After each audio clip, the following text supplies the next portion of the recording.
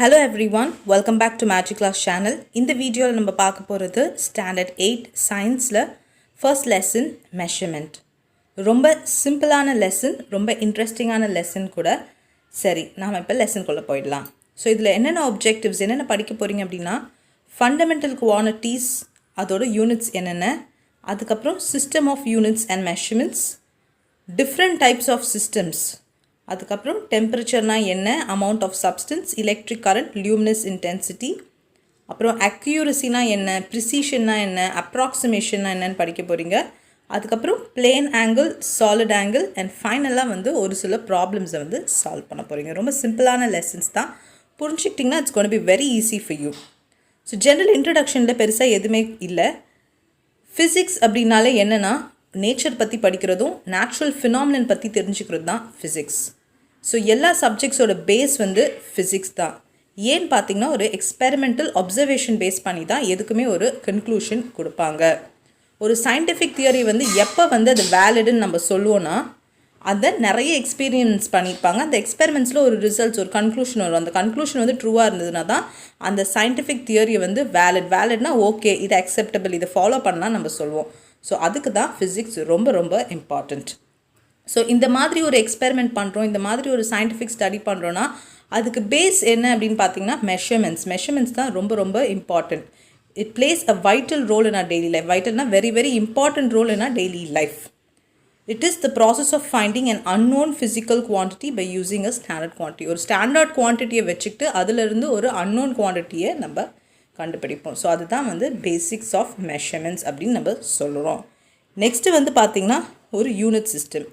Unit system அப்படின்னு படிக்கும்போது நமக்கு தேவையானது என்ன அப்படின்னு பார்த்திங்கன்னா ஒரு இன்ஸ்ட்ருமெண்ட், ஒரு ஸ்டாண்டர்ட் குவான்டிட்டி, அதுக்கப்புறம் ஒரு ஃபிசிக்கல், அதாவது அக்செப்டபிள் குவான்டிட்டி அப்படின்னு நம்ம சொல்லுவோம். இங்கே ஒரு ஆக்டிவிட்டி கொடுத்துருக்காங்க. ஸ்கூலில் சயின்ஸ் புக், உங்கள் சயின்ஸ் புக்கே எடுத்துக்கோங்களேன். உங்கள் சயின்ஸ் புக்கை ஒரு ரூலர் வச்சு மெஷர் பண்ணுங்கன்னா ஒவ்வொருத்தவங்களும் மெஷர்மெண்ட்ஸ் கொடுப்பாங்க. அப்ராக்சிமேட்டாக ஒரு 30 சென்டிமீட்டர்னா ஒரு பொண்ணு 30.1ன்னு சொல்லலாம், இல்லை 30.2ன்னு சொல்லலாம். So they'll be a little kind of error, ஒரு அப்ராக்சிமேஷன் இருக்கும். ஸோ இந்த 30 அப்படிங்கிறது தான் மேக்னிடியூடுன்னு சொல்லுவோம், சென்டிமீட்டர் அப்படிங்கிறது தான் யூனிட்னு சொல்லுவோம். இந்த ப்ராசஸை நீங்கள் மெஷர் பண்ணுற ப்ராசஸ் தான் மெஷர்மெண்ட் அப்படின்ட்டு நம்ம சொல்லுவோம். இது எல்லாமே சிம்பிளாக உங்களுக்கு தெரிஞ்ச விஷயங்களை தான் அவங்க கொஞ்சம் ப்ரீஃபாக எக்ஸ்பிளைன் பண்ணியிருக்காங்க. ஸோ யூனிட்ஸ் ஆஃப் சிஸ்டமில் டிஃப்ரெண்ட் பார்ட்ஸ் ஆஃப் த வேர்ல்டில் different types of unit system இருக்கான். ஸோ என்னென்ன யூனிட் சிஸ்டம் அப்படின்னு பார்த்தீங்கன்னா FPS. First one is FPS. லென்த்துக்கு ஃபூட்டுன்னு நம்ம மெஷர் பண்ணுவோம், மாஸுக்கு பவுண்ட் அண்ட் செகண்ட்க்கு டைம். இந்த மாதிரி வேர்ல்டில் ஒவ்வொரு பார்ட்ஸ் ஆஃப் த வேர்ல்டில் different types of systems use பண்ணுறாங்க. அதனால் ஒரு சில ப்ராப்ளம்ஸும் வந்திருக்கு. சின்ன ப்ராப்ளம்ஸ் மட்டும் இல்லாமல் மேஜர் ப்ராப்ளமும் வந்திருக்கு. அது என்ன மேஜர் ப்ராப்ளம்னு சொல்லிட்டு உங்கள் புக்கிலே கொடுத்துருக்காங்க, அதை நான் சொல்கிறேன் வரும்போது. அடுத்தது பார்த்திங்கன்னா சிஜிஎஸ். சிஜிஎஸ் அப்படின்னா லென்த்துக்கு சென்டிமீட்டர், மாஸுக்கு கிராம், டைமுக்கு செகண்ட். அடுத்தது எம்கேஎஸ். லென்த்துக்கு மீட்டர், மாஸுக்கு கிலோகிராம், டைமுக்கு செகண்ட். ஸோ இந்த CGS, MKS and SI units எல்லாமே மெட்ரிக் சிஸ்டம் ஆஃப் யூனிட்ஸ். இதில் பிரிட்டிஷ் சிஸ்டம் எதுன்னு பார்த்தீங்கன்னா எஃபிஎஸ். இது உங்களோட ஒன் வேர்டில் கேட்டிருக்காங்க. பிரிட்டிஷ் சிஸ்டம் ஆஃப் யூனிட்ஸ் எதுன்னு கேட்டிருக்காங்க, அது எஃபிஎஸ்ன்னு நீங்கள் மார்க் பண்ணணும். அடுத்தது international system of units. So என்ன சொல்கிறாங்கன்னு அப்படின்னு பார்த்தீங்கன்னா, ஒரு காலத்தில் ஏர்லியர் டைம்ஸ், ரொம்ப பழைய காலத்தில் என்னென்னா சயின்டிஸ்ட் நிறைய எக்ஸ்பெரிமெண்ட்ஸ் பண்ணியிருந்தாங்க. அவங்களோட எக்ஸ்பெரிமெண்ட்ஸை அவங்கவுங்க சிஸ்டம்ஸ்லேயே அவங்க சேவ் பண்ணி வச்சுருந்தாங்க. லேக் ஆஃப் கம்யூனிகேட் பண்ண முடியாததுனால அவங்களோட எக்ஸ்பெரிமெண்ட் ரிசல்ட்ஸை அவங்க மட்டும் தான் யூஸ் பண்ணிகிட்டு இருந்தாங்க. அதே போல் ஒரு யூனிஃபார்ம் டைப் ஆஃப் மெஷர்மெண்ட்ஸ் இருக்காது. இவங்க ஒரு டைப் ஆஃப் மெஷர்மெண்ட் பண்ணியிருப்பாங்க, அதே விஷயத்தை இவங்க இன்னொரு யூனிட் ஆஃப் மெஷர்மெண்ட்டில் மெஷர் பண்ணியிருப்பாங்க. ஸோ அதனால தான் ஒரு ஜென்ரலாக, ஒரு காமனாக, ஒரு ஸ்டாண்டர்டாக எல்லாருமே யூஸ் பண்ணுற மாதிரி ஒரு மெஷர்மெண்ட் வரணும் அப்படின்றத எல்லோரும் ரெக்கக்னைஸ் பண்ணாங்க. So in 1960, in the 11th General Conference on Weights and Measures at Paris in France, scientists recognized the need for using standards unit for physical quantity. So எப்போ இந்த மாதிரி ஒரு தேவை வந்துச்சு அப்படின்னு பார்த்தீங்கன்னா 11th General Conferenceல அதாவது 1960ல் எல்லோரும் டிசைட் பண்ணாங்க. ஸோ ஒவ்வொருத்தவங்க ஒவ்வொரு மாதிரி நம்ம ஃபிசிக்கல் குவான்டிட்டி யூஸ் பண்ணால் அது சரிப்பட்டு வராது. ஸோ அதனால் வந்து ஒரு ஜென்ரல் சிஸ்டம் வேணும் அப்படிங்கிறத வந்து அவங்க டிசைட் பண்ணாங்க. ஸோ இதை தான் நம்ம இன்டர்நேஷ்னல் சிஸ்டம் ஆஃப் யூனிட்ஸ் அப்படின்னு சொல்லுவோம். பாப்புலர்லி நோன் ஆஸ் எஸ்ஐ அப்படின்னு சொல்லுவோம். ஓகே, எஸ்ஐ சிஸ்டம்னு சொல்லுவோம். It is abbreviated from the French word system international. Okay, so இந்த காமன் ஸ்டாண்டர்ட் யூனிட்டை தான் இன்டர்நேஷ்னல் யூனிட்ஸ் ஆஃப் சிஸ்டம் அப்படின்ட்டு நம்ம சொல்லுவோம். ஸோ இதில் வந்து பார்த்தீங்கன்னா பேஸ் யூனிட் இருக்குது, டிரைவ்ட் யூனிட்னு இருக்குது. பேஸ்னால் இந்த பேஸ்லேருந்து வெளியில் வர்றது, மற்றது எல்லாமே தான் வந்து டிரைவ்ட். ஸோ பேஸ்னால் ஒரு ஜென்ரலாக ஒரு ஃபார்ம் இருக்கும். ஸோ அதில் 7 பேஸ் யூனிட்ஸ் நம்ம படிக்க போகிறோம். Length, mass, time, temperature, electric current, amount of substance and luminous intensity. So லென்த்தோட யூனிட் என்ன அப்படின்னு பார்த்தீங்கன்னா மீட்டர், சிம்பிள் வந்து எம், மாஸ் வந்து கிலோகிராம், சிம்பிள் கேஜி, டைம் வந்து செகண்ட், எஸ், டெம்பரேச்சர் வந்து கெல்வின், கே, எலக்ட்ரிக் கரண்ட் வந்து ampere, A, amount of substance வந்து மோல், எம்ஓஎல், லூமினஸ் இன்டென்சிட்டி வந்துட்டு கேண்டலா, சிடி. ஸோ இப்படி கேட்பாங்க உங்கள் ஒன் வேர்டில். எலக்ட்ரிக் கரண்ட் வந்து பேஸ் யூனிட்டாக டிரைவ்ட் யூனிட்டான்னு கேட்பாங்க. அப்போ you have to write as base unit. This is also asked in your one word. So இப்போ வந்து லென்த்து, மாசு, டைம் எல்லாமே லோவர் கிளாஸஸில் படிச்சிருக்கீங்க, 7th standard 6th standard. அதனால் மற்ற சில விஷயங்கள், டெம்பரேச்சர்னால் என்ன, கரண்ட் என்ன, amount of substance, luminous intensity என்னன்ட்டு புக்கில் ஷார்ட்டாக கொடுத்துருக்காங்க. ஸோ இப்போ நான் சொன்னேன்ல, அதாவது ஒவ்வொரு பார்ட் ஆஃப் த வேர்ல்டில் டிஃப்ரெண்ட் டைப்ஸ் ஆஃப் யூனிட்ஸ் வந்து ஃபாலோ பண்ணுறாங்க. அதனால் நிறைய பிரச்சனை வந்தது. ஒன் மேஜர் ப்ராப்ளம் வந்து இங்கே கொடுத்துருக்காங்க. என்ன ப்ராப்ளம்னு நம்ம பார்க்கலாம். இன் டிசம்பர் 1998 நாசா வந்துட்டு மார்ஸ் கிளைமேட் ஆர்பிட்டரை வந்து லான்ச் பண்ணாங்க. ஸோ மார்ஸ்க்கு போகிறதுக்காக வந்து லான்ச் பண்ணாங்க on September 23, 1999. So, in the orbiter disappeared while approaching the Mars at an unexpectedly low altitude. So இந்த மாஸ் வந்து லேண்ட் ஆகும்போது வந்து பார்த்திங்கன்னா ஒரு லோ ஆல்டிடியூடில் வரும்போது அங்கேருந்து இவங்களுக்கு ஸோ அந்த டேட்டா வந்து எல்லாமே மறைஞ்சு போச்சு, டேட்டா வந்து கிடைக்காம போச்சு. ஸோ ஏன் அப்படின்னு பார்த்திங்கன்னா ஸோ இட் காட் டிஸப்பியர்ட். எதனால் அப்படின்னு பார்த்திங்கன்னா ஒரு இன்வெஸ்டிகேஷன் பண்ணாங்க. அப்போ ஒரு கேல்குலேஷன் பண்ணியிருந்தாங்களாம். அந்த கேல்குலேஷன்ஸ் வந்து இன்கரெக்டாக இருந்துச்சான் due to an error in the transfer of information.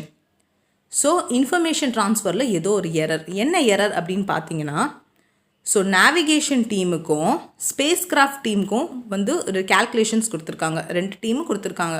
கால்ராடோவில் இருக்க ஸ்பேஸ் கிராஃப்ட் டீமும் கலிஃபோர்னியாவில் இருக்க நேவிகேஷன் டீமும் வந்து கேல்குலேஷன், அதாவது இந்த ஆர்பிட்டர் எங்கே போய் லான்ச் ஆகணும் அப்படின்றத கொடுத்துருப்பாங்களே.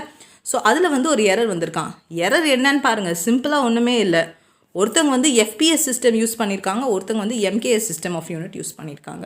அதனால இந்த டிஃப்ரென்ஸ் வந்துச்சான். ஸோ இதனால் ஸோ அங்கே எவ்வளோ பெரிய லாஸ்னால் கிட்டத்தட்ட $125 million வந்து லாஸ் வந்து நடந்திருக்கான். ஜஸ்ட் பிகாஸ் ஒரு சிஸ்டம் ஆஃப் யூனிட்டை வந்துட்டு ஒருத்தவங்க ஃபாலோ பண்ணியிருக்காங்க எஃபிஎஸ், இன்னொருத்தவங்க வந்து எம்கேஎஸ் யூஸ் பண்ணியிருக்காங்க. இது பேஸ் பண்ணி கேல்குலேஷன் பண்ணதுனால ஸோ இந்த ரிசல்ட்ஸ் வந்துட்டு கண்டிப்பாக வந்து ஒரு கான்ட்ரடிக்ஷன் இருக்கும்ல, அதனால் வந்துட்டு சரியாக லான்ச் பண்ண முடியாமல் டிஸப்பியர் ஆகிடுச்சு. Okay, this is why they needed a basic unit of system that is been followed by all the international system of unit which is also known as the SI சிஸ்டம்னு சொல்கிறோம். Next temperature. டெம்பரேச்சர்னால் என்ன? ஒரு சில objects நம்ம எடுத்தோம்னா இல் B gold, ஒரு சிலது வந்து ஹாட். ஸோ ஜென்ரலாக டெம்பரேச்சர்னால் என்னன்னு சொல்லுவோம் அப்படின்னு பார்த்தீங்கன்னா, temperature is the physical quantity that expresses the degree of hotness or coldness of a substance. ஒரு சப்ஸ்டன்ஸோட ஹாட்னஸ் இல்லைனா கோல்ட்னஸை பற்றி சொல்கிறது தான் இந்த டெம்பரேச்சர். ஒரு ஹீட் எனர்ஜி வந்து ஒரு பாடிக்கு நம்ம கொடுத்தோன்னா it will rise in temperature. அதே ஹீட் எனர்ஜியை நம்ம ரிமூவ் பண்ணிட்டோம் அப்படின்னு பார்த்தீங்கன்னா அதோட டெம்பரேச்சர் வந்து லோ ஆகிடும். So what is a temperature கேட்டாங்கன்னா, it expresses the degree of hotness or coldness of a body or substance அப்படின்னு நீங்கள் எழுதணும். Next, temperature is defined as the measure of average kinetic energy. Very very very important. Kinetic எனர்ஜியோட average எடுக்கிறது தான் டெம்பரேச்சர். இதுவுமே அவங்க ஒன் வேர்டில் கேட்பாங்க. Temperature is defined as the measure of average kinetic energy. So டெம்பரேச்சரோட எஸ்ஐ யூனிட் என்னன்னு பார்த்தீங்கன்னா kelvin. This is again important. SI unit of temperature என்னன்னு கேட்டிங்கன்னா கெல்வின். ஸோ டெம்பரேச்சரை எப்படி மெஷர் பண்ணுவீங்க அப்படின்னு பார்த்தீங்கன்னா தெர்மோமீட்டர். தெர்மாமீட்டர் நீங்கள் பார்த்துருப்பீங்க. கிளினிக்கில் போனீங்கன்னா, ஹாஸ்பிட்டலில் பார்த்தீங்கன்னா கண்டிப்பாக உங்களுக்கு எவ்வளோ டெம்பரேச்சர் இருக்குதுன்னு சொல்லி செக் பண்ணுறதுக்காக யூஸ் பண்ணியிருப்பாங்க. ஸோ இதில் வந்து சம் ஸ்டாண்டர்ட் ஸ்கேல்ஸ் வந்து யூஸ் பண்ணுறாங்க. Celsius, Fahrenheit and kelvin. So இந்த 3 வந்துட்டு தான் use to commonly measure the temperature அப்படின்ட்டு நம்ம சொல்லுவோம். Next is electric current. What is electric current? Flow of electric charges in a particular direction is called as electric current. So charges வந்து negative charges flow ஆகுதுல, so அந்த charges flow in a particular direction. So இதுதான் electric currentன்னு சொல்லுவோம். இதோட magnitude என்ன அப்படின்னு பார்த்தீங்கன்னா is the amount of electric charges flowing through a conductor in 1 second. So அதை தான் இங்கே வந்து ஈக்குவேஷனாக கொடுத்துருக்காங்க பாருங்கள். I equal to Q by T. Q is nothing but amount of electric charges flowing through unit time. டைமுங்கிறது இங்கே செகண்டாக எடுத்துக்கிட்டாங்க. So the SI unit of electric current, electric currentோட SI unit என்னென்னா ஆம்பியர். இதை வந்து ஏன்னு நம்ம டினோட் பண்ணுவோம். ஸோ எலக்ட்ரிக் சார்ஜை வந்து எப்படி மெஷர் பண்ணுவாங்கன்னா கூலும். இந்த கொஸ்டினும் கேட்பாங்க. எலக்ட்ரிக் சார்ஜை எப்படி மெஷர் பண்ணுவாங்கன்னா கூலும் வச்சு மெஷர் பண்ணாங்க. So 1 coulomb is nothing but what? If 1 coulomb of charge is flowing through a conductor in 1 second, then the amount of current flowing is said to be 1 ampere. So 1 coulomb divided by 1 second தான் 1 ampere ன்னு சொல்லுவோம். So இந்த electric கரண்ட்டை வந்து measure பண்ணுற ஒரு device பேர் ammeter அப்படின்னு சொல்லுவோம். அந்த அம்மீட்டர் தான் இங்கே கொடுத்துருக்காங்க. நெக்ஸ்ட்டு வந்து பார்த்திங்கன்னா ஒரு ப்ராப்ளம் கொடுத்துருக்காங்க. 2 coulomb of charge flows through a circuit for 10 seconds. So I equal to Q by Tன்னு நமக்கு தெரியும். Qங்கிறது வந்து ஒன்றும் இல்லை, அந்த சார்ஜ். ஸோ 2 coulombங்கிறது டேரெக்டாக 2ன்னு போட்டுக்கோங்க. கீழே வந்து செகண்ட்ஸ் 10 செகண்ட்ஸ்ன்னு கொடுத்துருக்காங்க, 10 எடுத்து. இப்போ ஒரு வேளை 1 minute கொடுத்துருந்தாங்கன்னா நீங்கள் என்ன பண்ணணும், அது செகண்ட்ஸாக மாற்றி 60 அப்படின்னு போட்டு நீங்கள் கேல்குலேட் பண்ணணும். 2/60 ஈக்குவல் டுன்னு போட்டு ஆன்சர் போடணும். இதுதான் வந்துட்டு சிம்பிள், ரொம்ப வெரி ஈஸியான problem. Next, amount of substance. Amount of substance is nothing but the measure of number of entities present in a substance.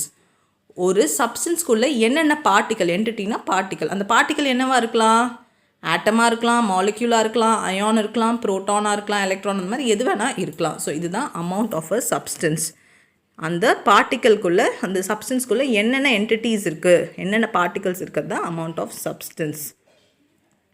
So generally the amount of substance is directly proportional to the number of atoms or molecules. அதில் இருக்க number of atoms or molecules directly proportional. So இங்கே இருக்கிற copper coins வந்து 4 copper coin இருக்குது அப்படின்றது நம்ம count பண்ணிடுறோம் ஈஸியாக. ஆனால் அந்த காப்பர் காயின்குள்ளே எத்தனை காப்பர் ஆட்டம் இருக்குது அப்படின்னு உங்களால் கவுண்ட் பண்ண முடியுமா? பண்ண முடியாது. Because they are not visible. So the number of atoms or molecules in a substance, ஒரு சப்ஸ்டன்ஸ்குள்ளே எவ்வளோ ஆட்டம் இருக்குது, எவ்வளோ மாலிக்யூல் இருக்குது அப்படிங்கிறத மெஷர் பண்ணுறது வந்து it is measured in mole. So அதுதான் வந்து அதோட SI unit. Mole is the SI unit. So mole is define as the amount of substance which contain 6.023 into 10 power 23 entities. இதுதான் வந்து MOL நம்ம டினோட் பண்ணுவோம். This is very very important. So mole வந்துட்டு amount of substance which contains எவ்வளோன்னு கேட்பாங்க, எவ்வளோ என்டிட்டிஸ்ன்னு கேட்பாங்க. நீங்கள் 6.023 into 10 power 23. இது again it's asked in your one word. இந்த 6.023 into 10 power 23 வந்து அவகேடோ நம்பர்னு சொல்லுவோம். Very very important. உங்களோட ஹையர் கிளாஸஸில் வந்து இதை நீங்கள் படிப்பீங்க, avocado number. Next is luminous intensity. Luminous intensity அப்படின்னு பார்த்தீங்கன்னா மேட்ச் நடக்கும்போது அம்பையர் வந்து ஒரு ஃபோட்டோமீட்டர் வச்சு பார்த்துக்கிட்டு இருப்பார். ஸோ அது எதுக்கு யூஸ் பண்ணுறாரு அப்படின்னு பார்த்தீங்கன்னா, அங்கே மேட்ச் ஸ்டேடியத்தில் இருக்கிற லைட்டோட இன்டென்சிட்டியை வந்துட்டு மெஷர் பண்ணுறதுக்காக யூஸ் பண்ணுறது தான் இந்த ஃபோட்டோமீட்டர். ஸோ ஒரு லைட் சோர்ஸ்லேருந்து ஒரு லைட் வெளியில் வருது இந்த particular direction per unit per solid angle. இதை வந்து தான் நம்ம வந்து சொல்லுவோம். என்னன்னு சொல்லுவோன்னு பார்த்தீங்கன்னா லியூமினஸ் இன்டென்சிட்டி அப்படின்னு நம்ம சொல்லுவோம். ஸோ இந்த SI யூனிட், லியூமினஸ் இன்டென்சிட்டியோட SI யூனிட் என்னென்னு பார்த்தீங்கன்னா கேண்டலா. அண்ட் அதை எப்படி டெனோட் பண்ணுறது அப்படின்னு பார்த்தீங்கன்னா CD அப்படின்ட்டு நம்ம டெனோட் பண்ணுவோம். So the light emitted from a common wax candela, ஒரு வேக்ஸ் கேண்டலேருந்து வந்த லைட் வந்து it is equal to 1 candela. Luminous intensity measure பண்ணுறதுக்கு நம்ம என்ன யூஸ் பண்ணோன்னா ஃபோட்டோமீட்டர். நம்ம ஆல்ரெடி பார்த்தோம், மேட்ச்சில் வந்து ஒரு அம்பையர் கையில் வச்சு அங்கே ஸ்டேடியத்தில் இருக்கிற லைட்டோட இன்டென்சிட்டி மெஷர் பண்ணுறதுக்காக யூஸ் பண்ணுறது தான் இந்த ஃபோட்டோமீட்டர். நெக்ஸ்ட்டு இந்த ஃபண்டமெண்டல் யூனிட்ஸை தவிர்த்து 2 டிரைவ் குவான்டிட்டிஸை பற்றி நாம் இந்த புக்கில் படிக்க போகிறோம். ஒன்று வந்து பிளேன் ஆங்கிள், இன்னொன்று வந்து சாலிட் ஆங்கிள். ரொம்ப ரொம்ப சிம்பிள் தான். பிளேன் ஆங்கிள் அப்படின்னு பார்த்தீங்கன்னா intersection of 2 lines or 2 planes. So இதுதான் வந்துட்டு இந்த நடுக்குள்ளே ஃபார்ம் ஆகிற ஆங்கிள் தான் வந்துட்டு பிளேன் ஆங்கிள் சொல்லுவோம். அதுவே சாலிட் ஆங்கிள் அப்படின்னு பார்த்தீங்கன்னா angle form by the intersection of 3 or more planes. இதை தான் வந்துட்டு சாலிட் ஆங்கிள் சொல்லுவோம். ஸோ டீட்டெயிலாக பார்க்கலாம். பிளேன் ஆங்கிள், ஸோ 2 பிளேன் இல்லைனா 2 லைனோட இன்டர்செக்ஷனில் நடுவில் வந்து ஃபார்ம் ஆகிற ஆங்கிளை தான் பிளேன் ஆங்கிள்னு சொல்லுவோம். ஸோ இதோட எஸ்ஐ யூனிட் வந்து பார்த்திங்கன்னா ரேடியன். அண்ட் இதை எப்படி டினோட் பண்ணுவோன்னா RADன்ட்டு டினோட் பண்ணுவோம். இங்கே கொடுத்துருக்காங்க radian is the angle subtended at the center of a circle by an arc whose length is equal to the radius of the circle. So அங்கே ஒரு ஆர்க் போட்டிருக்காங்க, அந்த ஆர்க் வந்துட்டு is nothing but equal to the radius of the circle. So by radian equal to 180 degree. இது நல்லா ஞாபகம் வச்சுக்கோங்க. By radian வந்து 180 டிகிரி. அப்போ 1 ரேடியன் எப்படி இருக்கும்? 180 degree divided by pi. So இதை வச்சு தான் 2 ப்ராப்ளம் கொடுத்துருக்காங்க. So first one convert 60 degree into radian அப்படின்னு கொடுத்துருக்காங்க. ஸோ நமக்கு வந்து பை ரேடியன் ஈக்குவல் டு 180 நமக்கு தெரியும். ஆனால் நமக்கு இப்போ என்ன கொடுத்துருக்குது டிகிரியில் கொடுத்துருக்காங்க. அப்போ 1 டிகிரி வந்து என்ன பண்ணுவோம்? ஆப்போசிட்டாக எழுதுங்க. 1 degree equal to pi by 180. So அதனால் pi by 180 into 60. So answer is pi by 3. Next வந்து பார்த்திங்கன்னா கன்வெர்ட் பை பை 4 இன்ட்டு டிகிரியாக கன்வெர்ட் பண்ணோம். நமக்கு தெரியும் பை ரேடியன் ஈக்குவல் டு 180. அப்போ பை பை 4 ரேடியன் வந்து 180 degree divided by 4. So answer வந்து 45. Next is solid angle. Solid angle நம்ம ஏற்கனவே பார்த்தோம். It is the angle form by 3 or more plane intersection at a common point. So இந்த common point இல்லைனா அந்த intersection point, அதாவது 3 or more planes-ஆக இருந்ததுன்னா அது solid angle. 2 planes or 2 straight lines-ஆக இருந்ததுன்னா அது பிளேன் ஆங்கிள் அப்படின்னு பார்த்தோம்.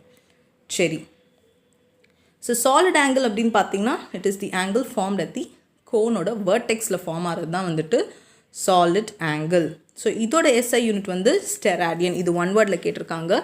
So SI unit of solid angle எதுன்னு பார்த்தீங்கன்னா steradian, and it is denoted by SR. So steradian is the solid angle at the center of a sphere. Sphere-ஓட சென்டரில் இருக்கிற angle by portion whose surface area is equal to the square of the radius of the sphere. Okay. Next one வந்து பார்த்தீங்கன்னா difference கொடுத்துருக்காங்க. Plane angle வந்து intersection of 2 lines or 2 planes. Solid angle வந்து intersection of 3 or more planes. அதோட common point. இது வந்து 2 dimensional, இது வந்து 3 dimensional. இதோட யூனிட் வந்து ரேடியன், இதோட யூனிட் வந்து ஸ்டெராடியன். அடுத்தது வந்து கிளாக். கிளாக்னாலே நமக்கு தெரியும், நம்ம எல்லார் வீட்லேயும் கிளாக் இருக்கும். ஒன்று வந்து அனலாக் கிளாக்காக இருக்கும், இல்லைனா வந்து டிஜிட்டல் கிளாக்காக இருக்கும். ஸோ இதை பற்றி தான் நாம் இப்போ படிக்க போகிறோம். So first one is an analog clock. Analog clock வந்து ரொம்ப கிளாசிக்கான ஒரு லுக் இருக்கும். 3 ஹேண்ட்ஸ் இருக்கும். ஒன்று வந்து ஹவர் ஹேண்டுன்னு சொல்லுவோம். ஹவரை கண்டுபிடிக்கும். அதாவது 5:20 அப்படின்னு சொன்னால் 5ங்கிறது ஹவர் ஹேண்டு, 20ங்கிறது மினிட்ஸ் ஹேண்டு. அதுக்கப்புறம் ஒரு செகண்ட் ஹேண்டும் இருக்கும். அது வந்து சின்னதாக இருக்கும். அது வந்து எத்தனை செகண்ட்ஸ், 60 செகண்ட்ஸ் ஓடினா 1 minute கவர் ஆகும். ஸோ அதுதான் வந்துட்டு அனலாக் கிளாக். நெக்ஸ்ட் டிஜிட்டல் கிளாக்னாலே நமக்கு தெரியும். இப்போ டிஜிட்டல் வாட்சஸ்லாம் நிறைய இருக்குது. ஸோ அந்த டைமை வந்து கரெக்டாக எக்ஸாக்டாக அதில் நம்ம படிக்க முடியும். இது வந்து 12 hour இருக்கலாம், இல்லை 24 hours டிஸ்பிளேவாக கூட இருக்கலாம். ஸோ சில கிளாக்ஸில் வந்து பார்த்திங்கன்னா இப்போ டேட்லாம் கூட வந்து கொடுத்துருக்காங்க. இயர், மந்த், டெம்பரேச்சர்லாம் கூட ஆட் பண்ணியிருக்காங்க. So digital clocks are often called as electronic கிளாக்ஸ்ன்னு கூட நம்ம சொல்லுவோம். Next is types of clocks based on working mechanism. Working mechanism base பண்ணி 2 விதமாக பிரிக்கலாம். ஒன்று வந்து குவார்ட்ஸ் கிளாக், இன்னொன்று வந்து atomic clock. So quartz clock என்ன அப்படின்னு பார்த்தீங்கன்னா ஒவ்வொரு கிளாக்லேயும், இந்த குவார்ட்ஸ் கிளாக்கில் ஒரு குட்டி கிறிஸ்டல் இருக்கும். அந்த கிறிஸ்டல் என்னென்னா குவார்ட்ஸ் அப்படின்னு நம்ம சொல்லுவோம். சரியா? அந்த கிறிஸ்டலோட காம்போசிஷன் என்னென்னு பார்த்தீங்கன்னா சிலிக்கான் டை ஆக்சைடு. ஸோ என்ன நடக்கும் இந்த குவார்ட்ஸ் கிளாக்குள்ளே அப்படின்னு பார்த்தீங்கன்னா ஒரு எலக்ட்ரிசிட்டி நம்ம இந்த குவார்ட்ஸ்க்கு, அந்த கிறிஸ்டலுக்கு நம்ம அப்ளை பண்ண பிறகு அது வந்து பெண்ட் ஆகும், இல்லைனா அதோட ஷேப் வந்து சேஞ்ச் ஆகும். இதுதான் நம்ம பீசோ எலக்ட்ரிக் எஃபெக்ட் அப்படின்னு சொல்லுவோம். பீசோ எலக்ட்ரிக் எஃபெக்ட்னு சொல்லுவோம். அந்த கிறிஸ்டல் வந்து பார்த்திங்கன்னா வைப்ரேஷன் அவ்வளோ அக்யூரேட்டாக இருக்கும், ரொம்ப ப்ரிசைஸ் அக்யூரேட்டாக இருக்கும். ஸோ அந்த வைப்ரேஷனை வச்சு அப்படின்னு தான் இந்த குவார்ட்ஸ் கிளாக் ஒர்க் ஆகும். These clock have an accuracy of 1 second in every 10^9 seconds. So சொன்ன மாதிரி என்னென்னு பார்த்தீங்கன்னா ஒரு குவார்ட்ஸ் கிறிஸ்டல் இருக்கும். அந்த குவார்ட்ஸ் கிறிஸ்டலுக்கு எலக்ட்ரிசிட்டி அப்ளை பண்ணுவாங்க.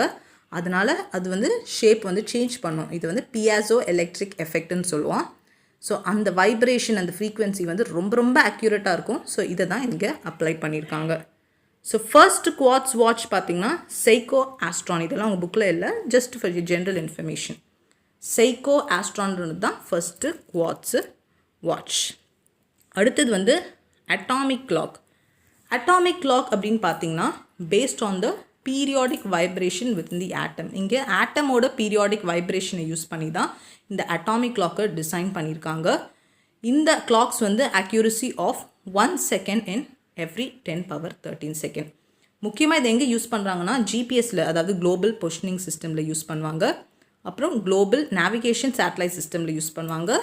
இன்டர்நேஷ்னல் டைம் டிஸ்ட்ரிபியூஷன் சர்வீசஸ் இதிலலாம் யூஸ் பண்ணுவாங்க. ஜிபிஎஸ்சில் எப்படி யூஸ் பண்ணுவாங்கன்னு பார்த்தீங்கன்னா ஒன்று வந்து பார்த்திங்கன்னா நிறைய சேட்டலைட்ஸ் இருக்கும். அதில் 3 சேட்டலைட்ஸ் வந்துட்டு டைமை வந்து டினோட் பண்ணும், ஒரு சேட்டலைட் பொசிஷனை டினோட் பண்ணும். ஸோ எல்லாமே வந்து இன்ஃபர்மேஷன் கலெக்ட் பண்ணி இந்த அட்டாமிக் கிளாக் வந்து ரொம்ப ரொம்ப அக்யூரேட்டாக இருக்கிறதுனால தான் இந்த ஜிபிஎஸ்சில் இதை யூஸ் பண்ணுறாங்க.